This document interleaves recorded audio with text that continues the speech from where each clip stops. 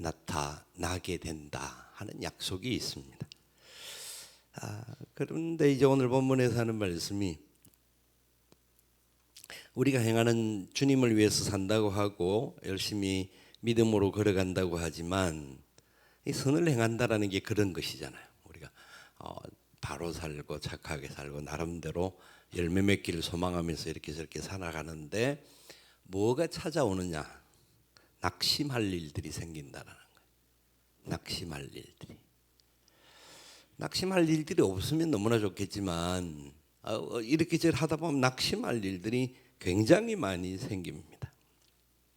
특별히 순장으로 처음 부름을 받을 때에 저도 마찬가지입니다만은 목회자로 부름을 받을 때에 그 감사와 감격, 그 기쁨을 다 표현할 수 없을 정도로 놀라운 감격들이 있었는데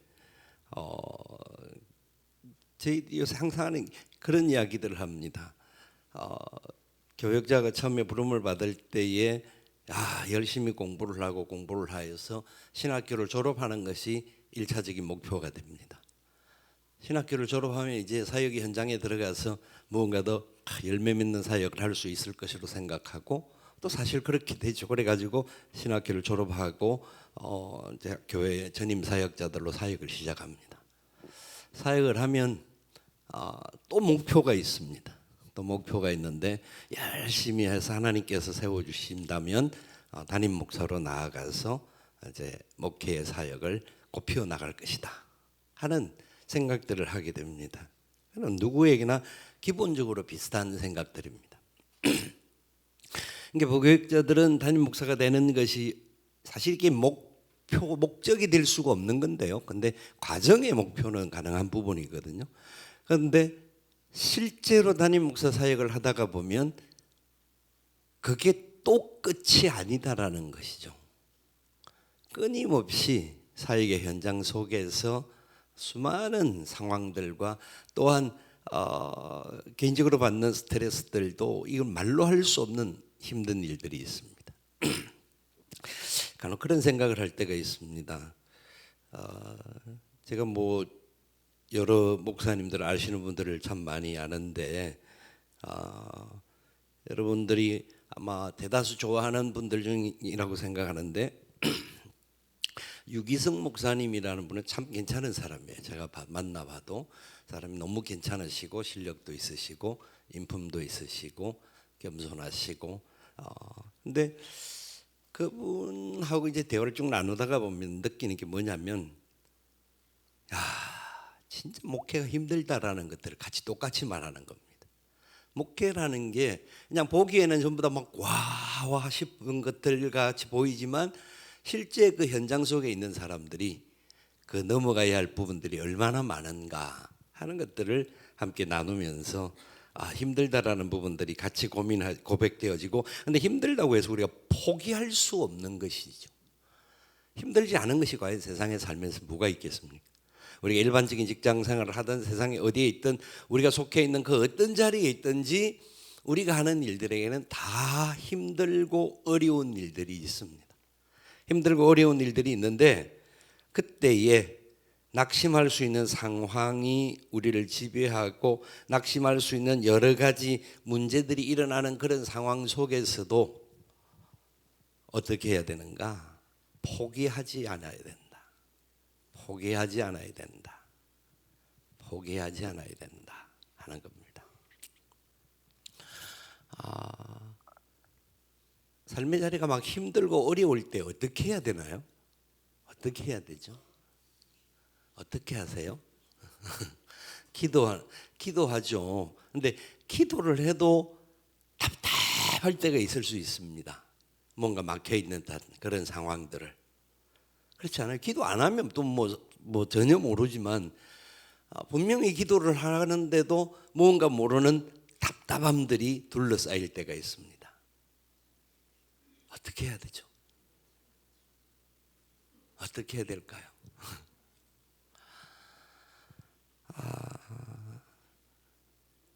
며칠 전에 그 유키즈의 그 앵커 여자 앵커 한 사람이 나와서 그런 상황을 이야기를 하면서 너무너무 힘든 상황들을 지내왔던 지금은 뭐 사람들 앞에 다 인정받고 높은 위치에 있는데 그 과정을 지나가면서 그때 어떻게 했느냐 하니까 딱 한마디를 하는 거예요.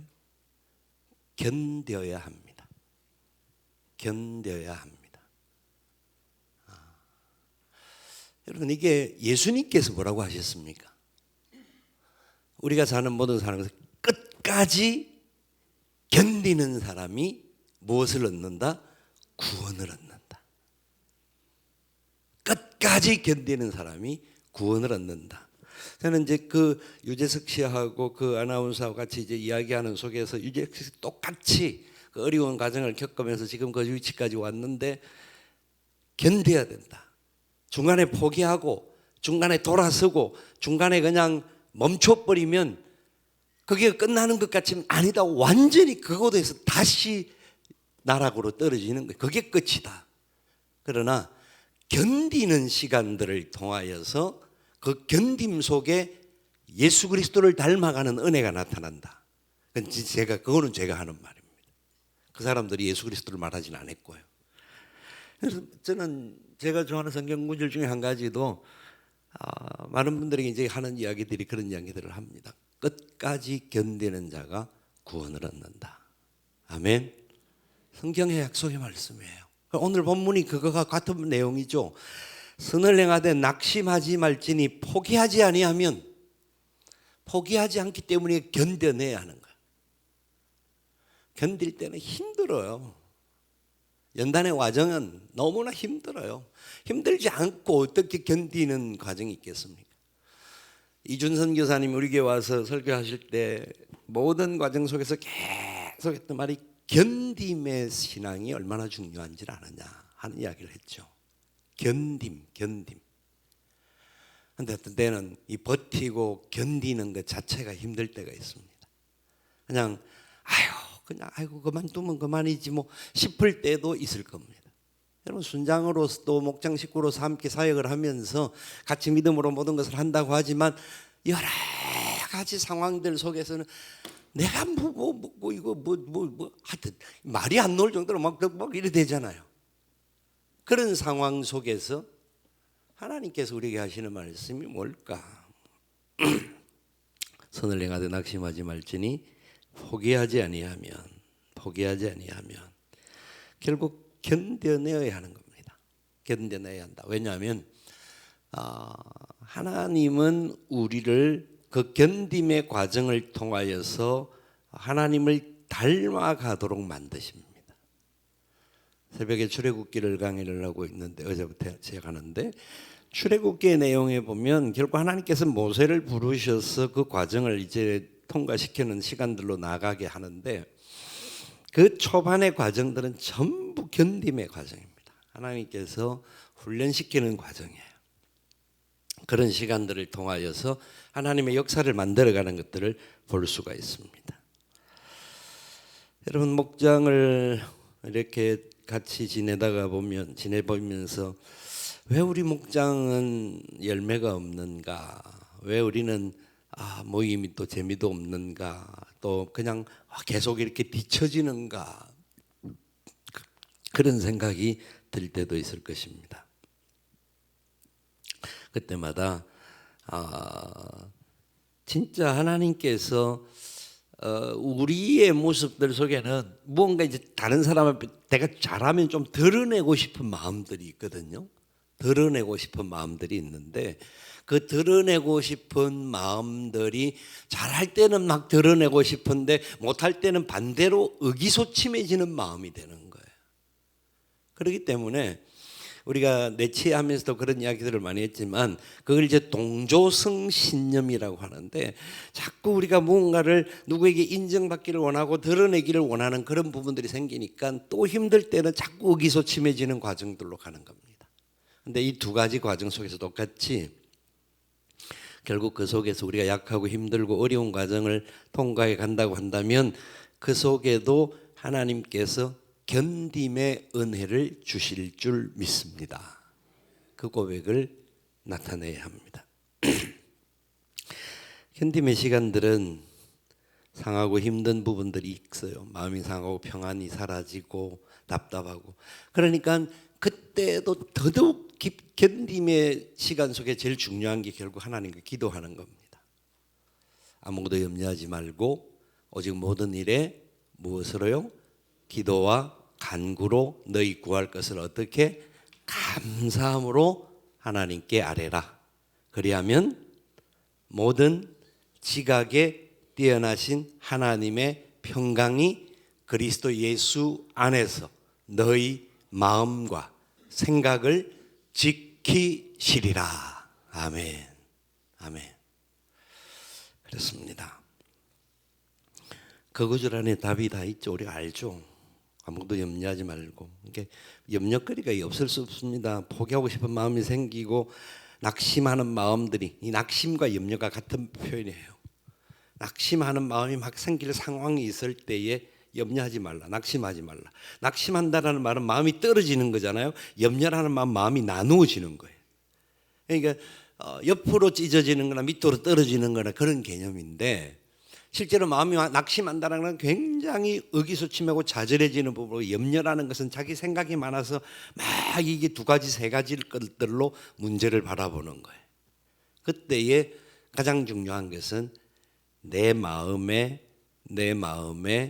예수님이 계신 줄 믿습니다. 나와 함께 하시는 주님이 이 시간 나를 붙들어 주실 줄 믿습니다.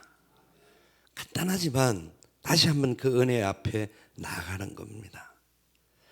그래서 예수님을 생각하는 겁니다. 십자가 생각하는 겁니다.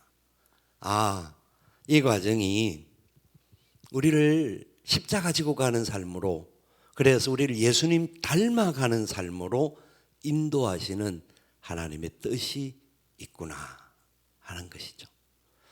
저와 여러분이 예수님처럼 살기는 참 어려워요. 그럼에도 불구하고 이 땅을 살아가는 시간 속에 할 수 있는 대로 예수님을 닮으려고 노력하는, 그래서 그리스도의 장성한 분량에까지 자라가기를 발부둥치는 저와 여러분의 삶이 되기를 축복합니다.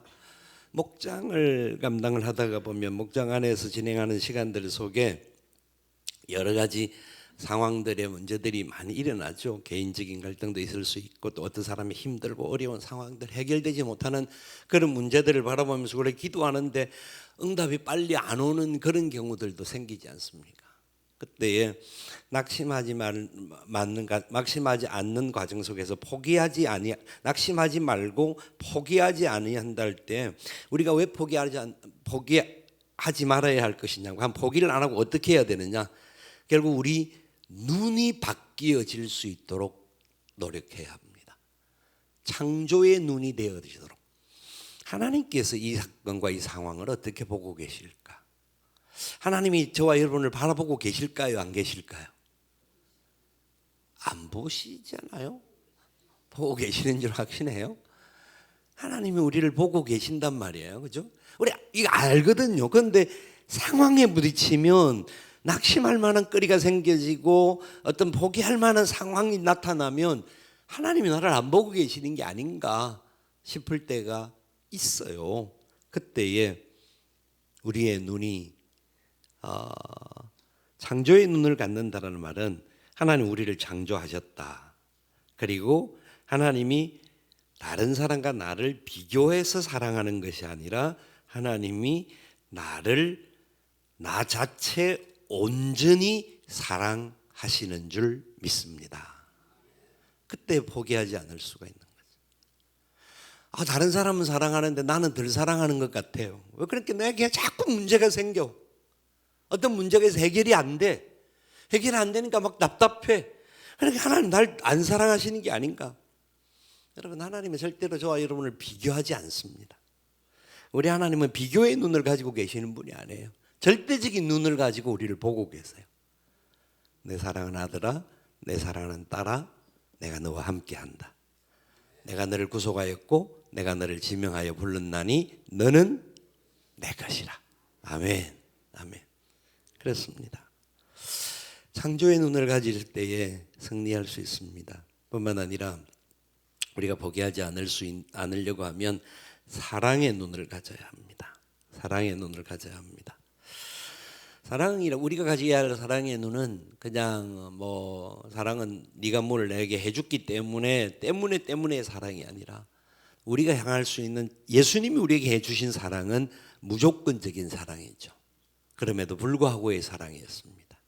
우리가 비록 죄인이었음에도 불구하고 우리가 아직 죄인 되었을 때 그리스도께서 우리를 위하여 죽으심으로 하나님께서 우리에 대한 자기의 사랑을 어떻게 하셨다고요? 확증하셨느니라. 아멘. 하나님 우리를 사랑의 눈으로 바라보시고 그 사랑의 눈으로 우리를 지켜주시기 때문에 우리도 그 사랑의 눈으로 나를 볼 수 있어야 되고 그 사랑의 눈으로 다른 사람을 볼 수 있어야 합니다. 사람들을 볼 때 문제가 보이죠. 그 사람들을 볼 때 어떤 문제들이 눈에 보일 수 있습니다. 그러면 사랑의 눈으로 보는 사람들은 문제를 바라보고 문제 있다라고 지적질하는 사람이 아니라 그 사람의 눈에 있는 주님께서 하신 말씀이 다른 사람의 눈에 있는 티를 보면서 네 속에 있는 들보를 보지 못하느냐 그렇게 말씀하시는데 비록 내게 들보가 없다고 할지라도 상대방의 눈에 있는 걸 가지고 티를 있다고 티를 지적해 준다든지 내 손으로 그 눈에 티를 뽑아주려고 해서는 안 되는 거예요. 내 손으로는 손에 뭐가 묻었으면 눈에 이렇게 손대면 그 눈이 망막이 상하잖아요. 그러니까 결국은 하나님 앞에 기도하면서 그 사람을 사랑의 눈으로 바라봐 주면서 하나님 저 약한 문제가 있는데 하나님 해결해 주시고 은혜를 베풀어 주옵소서 하면 티가 어떻게 하면 잘 빠지죠? 세수를 한다든지 눈물을 흘리면 눈에 티가 빠지겠죠. 그 사람이 기도하면서 하나님이 주시는 은혜 가운데서 눈물 흘리는 역사가 일어나기를 소망하고 사랑의 눈으로 위하여 기도할 수 있는 저와 여러분 되기를 원합니다. 계산하는 눈이 아니라 사랑의 눈으로 보게 되고 그리고 있는 그대로를 봐주는 그런 모습이 되어야 하고 뭐 여러 가지 것들을 나눌 수가 있는데 어쨌든 여러분 우리 목장은 목장 자체가 교회다라는 것을 잊지 마셔야 합니다.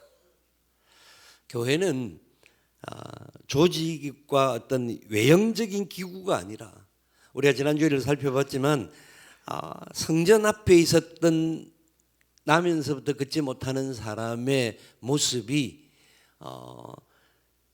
그 성전 앞에 있지만 성전의 은혜를 모르는 상황이잖아요.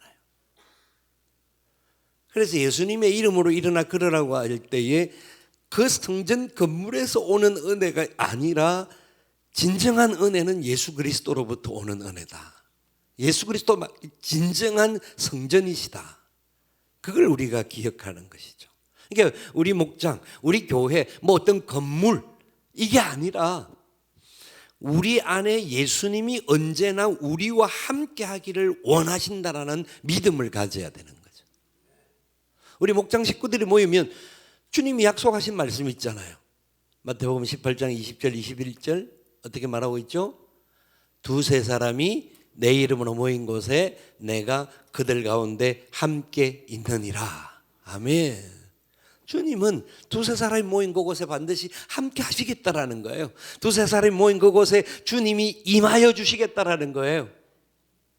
여러분 목장 식구들이 모일 때 우리 모임에 주님이 와 계신다. 아멘. 주님은 안 보이지만 와 계신다. 그래서 어떤 목장은 방석을 따로 하나 만들어 놓고 아니 의자를 따로 하나 비워놓고 여기는 예수님 자리다 이런 형식으로도 가능하다고 말씀을 수없이 드렸어요. 주님이 우리와 함께 계신다. 성령님이 우리 안에 계시고 우리 가운데 운행하고 계신다. 그걸 믿으라는 것이죠. 그래서 두세 사람이 모인 곳에라는 주님이 가장 기본적인 기구 조직에 대한 이게 조직이 아니라 유기체를 말하는 것이죠. 우리 몸 가장 아름다운 공동체 두세 사람. 그 두세 사람이 모인 곳에 어떤 주님이 계시면 어떤 역사가 나타난다고요? 누가복음 17장 21절 어떻게 말하죠? 하나님의 나라는 여기 있다 저기 있다 하지 않고 어디 있다? 너희 안에 있느니라. 아멘. 너희 안이 어디라고요? 우리 안이 아니에요. 여기 너희라는 말은 복수잖아요. 이게 두세 사람이 모인 그 가운데 주님이 와 계신다고 했잖아요. 주님이 오신다고 한 건 마찬가지로 누가복음에서는 이 부분이 그 두세 사람이 모인 그 속에 너희 안에 예수님이 계신다. 그래서 그곳이 무엇이다? 하늘나라다. 하나님의 나라다. 목장이 뭐다? 곧 하나님의 나라다. 아멘. 여러분의 목장이 하나님의 나라가 되기를 축복합니다. 하나님의 나라가 되기를 소망하면서 기도하면서 우리 주님이 우리 가운데 계시고 왕이 되시고 우리를 인도해 주시고 은혜를 베풀어 주신다. 믿음의 눈으로 같이 쭉. 하나님의 나라 안에 있는 우리들에게는 평화가 있고요. 하나님의 나라 안에 있는 우리들에게는 연약한 자들이 들어와서 치유와 회복의 역사가 일어나게 될 줄 믿습니다. 그 속에서 여러분이 두세 사람이 함께 기도할 때에 여러분이 기도하는 기도가 하늘을 열게 하고 하늘을 묶을 수 있는 은혜가 나타나게 하실 것이다라는 겁니다. 우리가 환자를 위해서 기도한다, 아픈 사람을 위해 기도하는 뿐만 아니라 힘들고 어려운 가정을 위해서 전도해야 될 영혼을 위해서 우리가 기도한다. 그때에 하나님 역사하신다라는 거예요. 지금 우리가 사는 세상이 어렵고 힘들고 복잡하고 그리고 전도라는 게 너무너무 힘들어지는 세상으로 간다 하는 이야기를 하지만 믿음의 눈으로 바라보고 우리가 하나님의 나라를 경험하면 하나님의 나라 기쁨을 가진 사람들이 가는 곳마다 하나님의 나라가 확장되는 역사가 일어날 줄 믿습니다. 여러분, 개강하면서부터 각 목장에서 진짜 예수님이 우리 목장 안에 계실 뿐만 아니라 우리 목장 안에 또 다른 VIP들이 앉을 수 있는 자리를 만들어낼 수 있기를 바랍니다. VIP들의 이름을 여러분들끼리 자체적으로 작정을 하셔야 됩니다.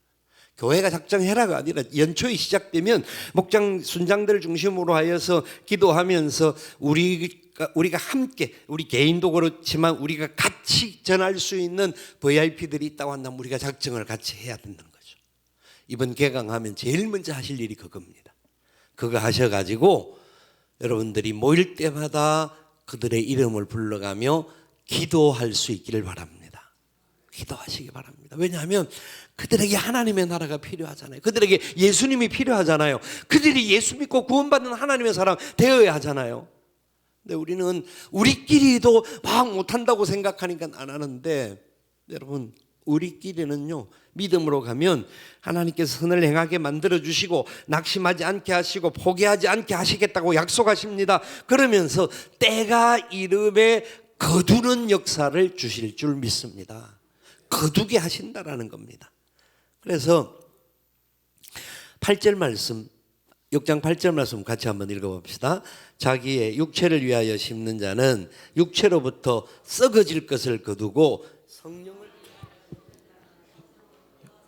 영생을 거두리라. 아멘. 아멘. 그래서 우리가 함께 목장 안에서 믿음의 발자국을 걸어 나가면서 하나님의 은혜를 사모하며 걸어갈 때에 진짜 저와 여러분을 불러주신 하나님의 은혜를 잊지 마셔야 합니다. 우리를 구원받은 하나님의 자녀로 세워주셨다는 것 감사하고, 또 우리를 그 목장 식구로 불러주신 분 또한 하나님인 줄 믿으셔야 합니다. 그리고 우리 순장님들도 그냥 이래저래 해서 순장이 된 것이 아니라 하나님께서 우리에게 그 순장의 사명을 맡겨주신 줄 믿으시기 바랍니다. 다시 인식을 하셔야 돼요. 힘들지 않을 수가 없어요. 세상은 여전히 공중권세 잡은 자도 있고, 세상은 여전히 우리를 혼란하게 하고 어지럽게 하는 많은 아픔들이 있죠. 그 상황 속에도 선을 행하되 낙심하지 말지니 포기하지 아니하면 때가 이름에 거두게 될 줄 믿습니다. 2024년도 시작했죠. 이제 벌써 두 달이 지나가는 시간들인데, 남은 10개월을 살아가는 동안 진짜 우리 목장 안에 이런 은혜의 역사가 나타나고 열매가 나타나고, 모일 때마다 함께 모여서 기도할 때마다 응답의 기쁨이 있고 서로를 사랑하는 사랑의 역사가 나타나고, 그래서 진짜 하나님이 우리 가운데 동거하시고 역사하시고 인도하신다 하는 아름다운 고백들이 나타나는 귀한 우리 목장 식구들 다 되시기를 주님의 이름으로 축원을 드립니다. 이 시간 두 분 한번 짝을 지으셔가지고 기도 제목을 한번 나누어 보시기 바랍니다. 가지고 계신 기도의 제목을 나누시고 위하여서 서로 한번 두 분씩 기도하는 시간을 가졌으면 좋겠습니다. 마음 생각하는 바가 있을 수 있습니다. 소원하는 바, 우리 방 전사님, 강사 집사님 쪽으로 가십시오. 가시고 세 사람은 요 같이 앉으셔서 하시고, 예. 서로를 위하여서 기도 제목 나누시고 서로 축복하는 그런 기도하는 시간들을 갖기를 바랍니다. 가지면서 우리가 믿음으로 함께 아름다운 역사를 이루어가기를 원하는, 우리 목장 안에 더 풍성한 열매가 나타나기를 기대하는 그런 역사를 위해서 서로 기도하시기 바랍니다. 권사님도 어디 아니면 여기 앞으로 와요. 권사님 앞으로 와서 같이 기도해. 권사님 빨리 앞으로 같이 집사님 요 권사님하고 같이 기도하시오. 권사님 둘이 두 분. 오케이 아니면 네 분 같이 해도 되고. 오케이 같이 기도하셔.